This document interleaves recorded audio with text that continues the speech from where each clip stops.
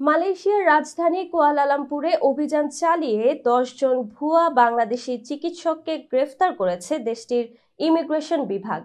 স্থানীয় সংবাদ মাধ্যম দ্য স্টারের প্রতিবেদনে এ তথ্য জানানো হয়। মালয়েশিয়া ইমিগ্রেশন মহাপরিচালক দাতুক জাকারিয়া সাবান এক বিবৃতিতে জানান, 23 জানুয়ারি মালয়েশিয়ার স্বাস্থ্য মন্ত্রণালয়ের এনফোর্সমেন্ট ডিভিশনের কর্মকর্তাদের সহযোগিতায় অভিযানটি চালানো হয়।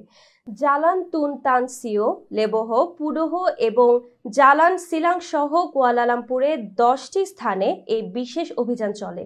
দাতুক জাকারিয়া বলেন, অভিযান পরিচালনার আগে আমরা প্রায় 2 সপ্তাহ নজরদারি চালিয়েছিলাম। গ্রেফতার বাংলাদেশিদের বয়স 31 থেকে 50। মালয়েশিয়ার ইমিগ্রেশন বিভাগ জানায়, রেস্তোরাঁ, দোকানের আড়ালে ভুয়া চিকিৎসা দিতেন গ্রেফতার ব্যক্তিরা। তারা বিভিন্ন পর্যটকের মাধ্যমে দেশ থেকে ওষুধ এনে অবৈধভাবে বিক্রি করতেন। কর্তৃপক্ষ জানায়, অভিযানে গ্রেফতার হওয়াদের মধ্যে একজনের কাছে পরিষেবা খাতের জন্য একটি অস্থায়ী ওয়ার্ক ভিজিট পাস, 6 জনের কাছে নির্মাণ খাতের অস্থায়ী ওয়ার্ক ভিজিট পাস ছিল। 2 জন অতিরিক্ত সময় ধরে মালয়েশিয়ায় অবস্থান করেছিলেন এবং অন্যজনের কাছে কোনো ভ্রমণ নথি বা বৈধ পাস ছিল না।